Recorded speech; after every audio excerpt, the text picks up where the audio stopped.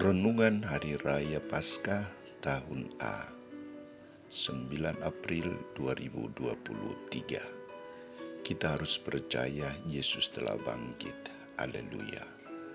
Bacaan pertama diambil dari Kisah Para Rasul bab 10 ayat 34a, ayat 37 sampai 43. Bacaan kedua dari surat Rasul Paulus kepada jemaat di Kolose bab 3 ayat 1 sampai 4, dan bacaan Injil dari Injil Yohanes bab 20 ayat 1 sampai 9. Saudara-saudariku terkasih, ada seorang anak muda bernama Agus, sangat rajin membaca kitab suci, khususnya bacaan-bacaan selama 3 hari suci.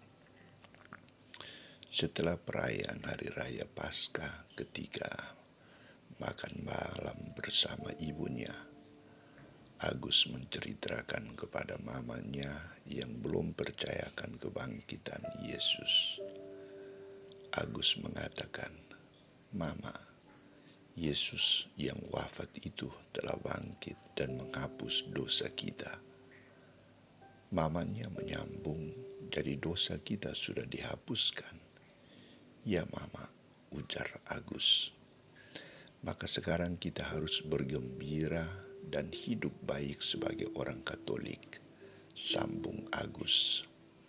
Setelah semua dialog itu terjadi, mamanya memegang bahu Agus dan berkata, "Anakku, mengapa kamu begitu bersemangat menjelaskan kepada Mama tentang Yesus yang bangkit?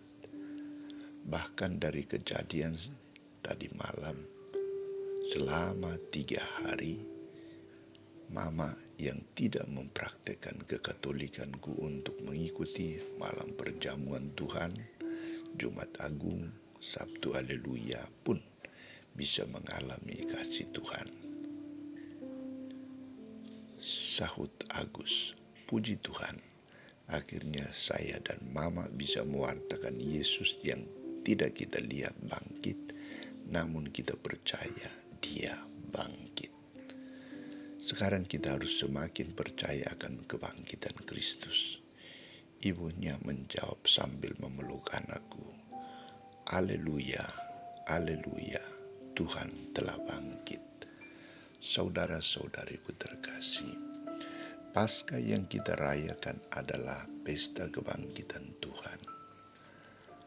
Maria Magdalena dan teman-temannya menyaksikan peristiwa kebangkitan Yesus dengan makam kosong. Petrus dan Yohanes, murid kesayangan Yesus itu pun pergi dan melihat segala yang terjadi di makam Yesus ketika mereka mendengar berita dari wanita-wanita itu. Kain kafan terletak di tanah, sedangkan kain peluh terletak di tempat yang lain dan sudah tergulung. Pertanyaannya, siapakah yang merapikan dan menggulungkan kain itu? Jawabannya adalah Yesus sendiri.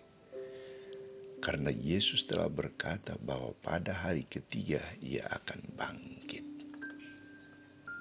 Kenyataan ini mendorong Petrus untuk mengingat sabda Yesus dan percaya bahwa Yesus telah bangkit. Peristiwa ini juga mendorong Petrus untuk semakin percaya dan berani mewartakan bahwa Yesus sudah bangkit dari alam maut.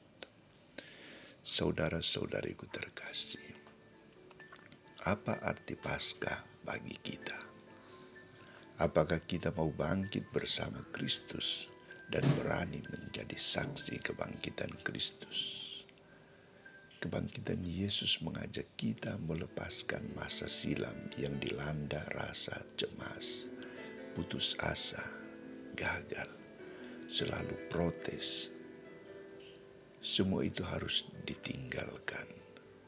Kebangkitan Yesus harus mengajak kita untuk berjalan bersama dalam hidup dalam kasih persaudaraan yang diterangi oleh cahaya Kristus baru.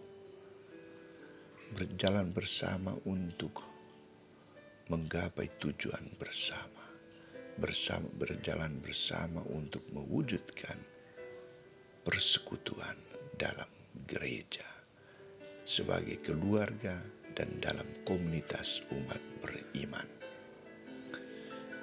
Untuk itu, marilah kita bangkit untuk memiliki suatu masa depan baru yang tidak diwarnai oleh kecemasan tetapi harapan, yang tidak diwarnai oleh sikap pesimis melainkan optimis, yang tidak diwarnai sikap masa bodoh tetapi terbuka dalam terang kebangkitan.